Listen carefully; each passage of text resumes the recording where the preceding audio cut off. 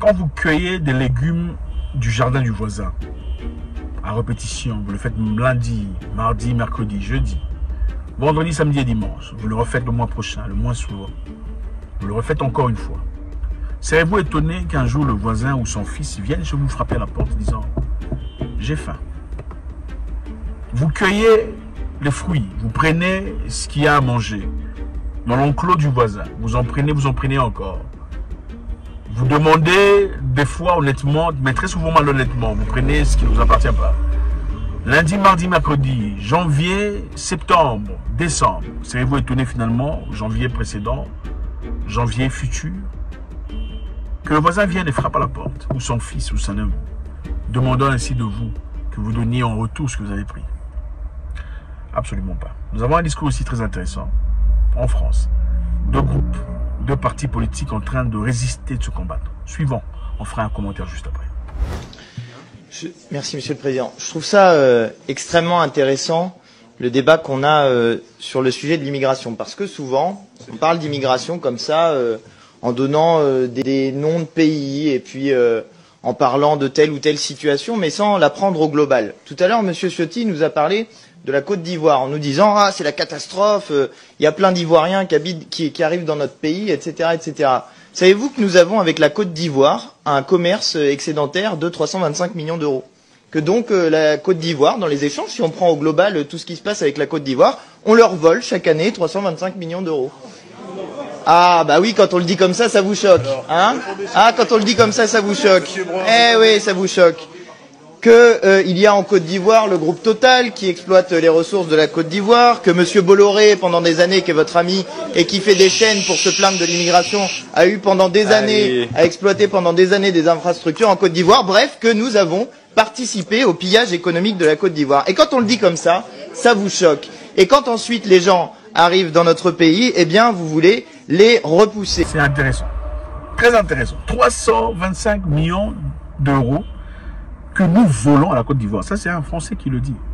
Nous volons à la Côte d'Ivoire. Et quand il le dit, évidemment, vous entendez les autres dire « Oh !» Évidemment, vous savez, c'est l'hypocrisie. C'est généralement comme ça. Quand on vous a par le cou, en train d'asphyxier votre conscience, qu'est-ce qu'on dit? Oh, on fait du bruit pour pas qu'on entende. Vous savez pourquoi on fait le bruit? On fait le bruit pour pas qu'on entende la vérité. C'est pour empêcher à son âme d'entendre la vérité.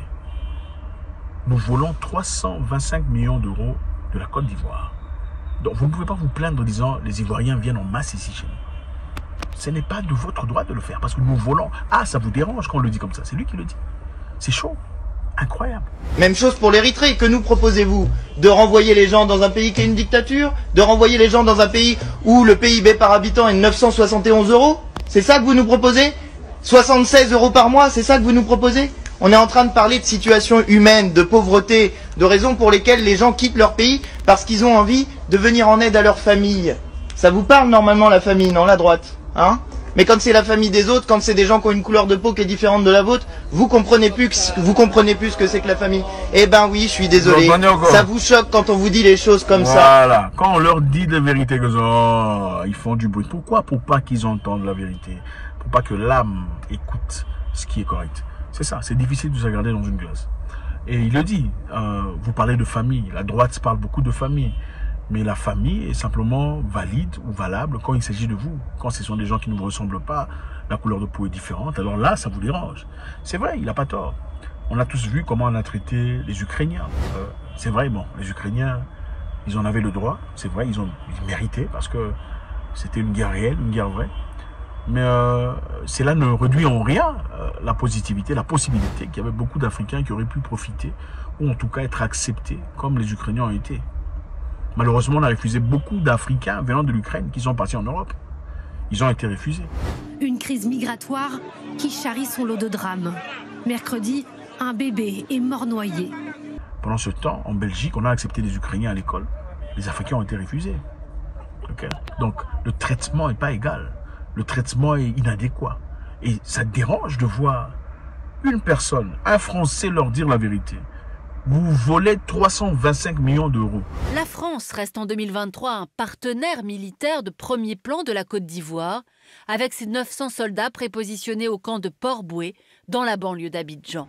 sans compter les taxes que vous recevez des pays africains colonisés par la France.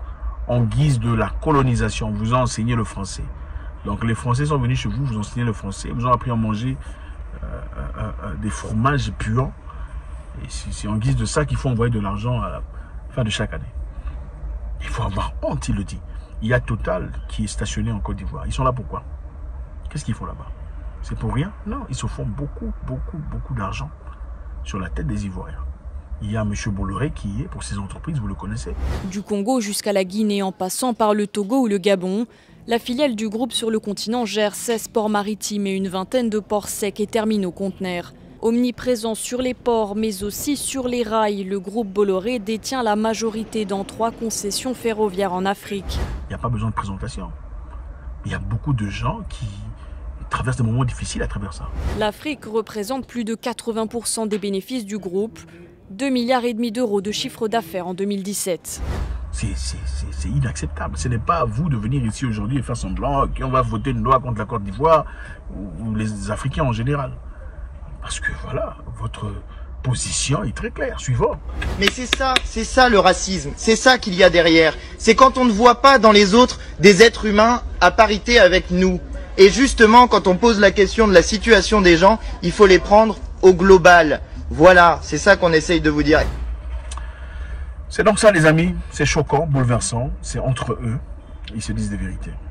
Autant plus je pense qu'il est nécessaire que l'on nous accepte, qu'on nous donne le respect adéquat. Je pense aussi qu'en 2023, c'est pas le moment où il faudrait quitter l'Afrique pour aller chercher une vie ailleurs, une vie meilleure, prétendument meilleure en France ou en Belgique, ou peu importe.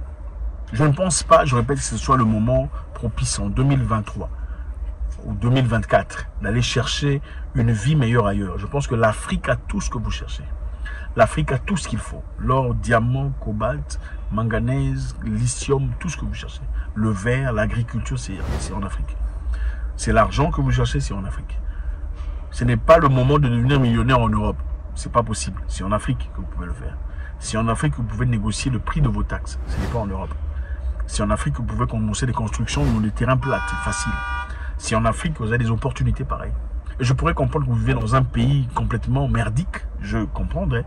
Parce que c'est vrai, il y a des pays merdiques, des pays complètement bousillés, où il n'y a pas de cerveau en Afrique. Je comprends. Mais vous n'êtes pas condamné à y vivre. Vous pouvez aller chez les voisins. Je suis certain qu'il y a un pays autour de vous, pas très loin, qui progresse et avance. Il y a encore des humains là-bas. Ah oui, il faut le dire. Il y a des pays en Afrique où il n'y a plus d'humains. Il y a des pays en Afrique où il y a des humains. Allez-y. Il faut vous dire les vérités crues. Ce n'est pas moi qui vous informe, vous le savez d'ailleurs. Parce que c'est impossible d'avancer dans vos sociétés. La jalousie, la méchanceté, la calomnie, c'est incroyable. Ce ne sont pas les Européens qui font ça. Donc, si dans votre milieu, dans votre communauté, ça ne va pas, allez d'abord ailleurs. Allez vous construire ailleurs. Allez vous installer ailleurs, légalement.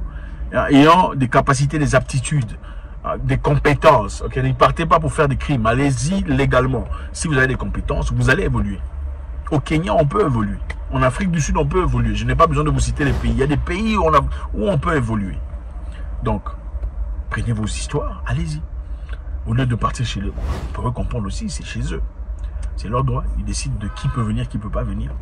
Ce n'est pas de leur faute que vous êtes incapable d'implémenter en Afrique les mêmes règlements. C'est-à-dire, tout Européen qui vient illégalement ou tout Européen ne peut pas quasiment venir ou carrément rendre le visa difficile comme vos visas sont difficiles chez eux. Il n'y a pas de réciprocité. Et c'est clair, quand il n'y a pas de réciprocité, c'est-à-dire qu'il n'y a pas de respect. Et pourquoi il n'y a pas de respect? C'est parce qu'on voit clairement que vous ne vous respectez pas. Vos dirigeants ne vous respectent pas. Mais malheureusement, même si on vous demande d'échanger vos dirigeants, vous n'êtes pas capable de le faire parce qu'en Afrique, du moment que vous avez un cousin au pouvoir qui est en train de voler, ce n'est plus un problème. C'est un problème quand c'est quelqu'un d'autre qui est en train de voler. C'est un problème quand c'est une personne d'une autre tribu qui est en train de voler. Mais quand c'est votre nièce, votre neveu, quelqu'un qui parle comme vous, là ce n'est pas un problème, c'est notre pouvoir. On ne peut pas condamner l'Europe par rapport à ça. Okay. Leur refus, leur rejet, le fait qu'ils donnent de l'argent à des pays comme en Afrique du Nord pour essayer d'arrêter le flux des migrants, on ne peut pas s'en plaindre. On se plaint si on a tout fait et qu'on n'y arrive pas, là on peut se plaindre. Mais on n'a pas encore tout fait. Parce que nous sommes les mêmes personnes qui prions, nous allons aux églises, nous allons aux mosquées, nous sommes les mêmes personnes spirituelles. Mais notre spiritualité s'arrête au moment où il s'agit d'un cousin qui est au pouvoir en train de voler. Incapable de dénoncer un cousin qui a pris l'argent du contribuable, censé construire des hôpitaux pour des gens, des marchés, des écoles. Là, on est incapable de le faire. Là, il n'y a pas de Dieu, il n'y a pas de Dieu. Mais quand il faut voilà, juger les autres, là, c'est facile.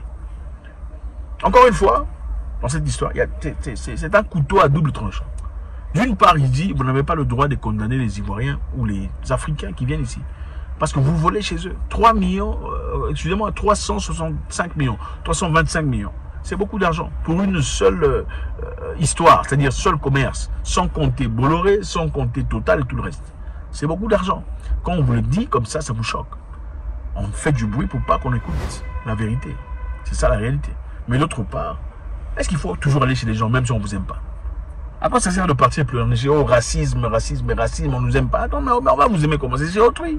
Si vous partez chez les gens, on sert la nourriture, vous mangez, vous partez encore, on veut servir, on vous voit, on dit, ah non, on va attendre qu'ils partent. Qu'est-ce que vous faites? Vous quittez ou vous restez? Oh non, pourquoi vous ne servez pas? C'est injuste. Non, c'est leur nourriture. Allez cuisiner chez vous, trouvez des trucs, je sais pas, organisez-vous. Merci infiniment, faites-moi savoir ce que vous en pensez. Ce monsieur, je sais que c'est politique, c'est dans le cadre de gagner les voix, mais en réalité, est-ce que vous pensez que les Africains ont le droit de partir en Europe aujourd'hui, à cette année, partir en Europe parce que les Européens volent en Afrique? Ou il faudrait plutôt se concentrer sur là où on est, construire l'Afrique et y rester, et empêcher ces autres de venir chez nous? God bless.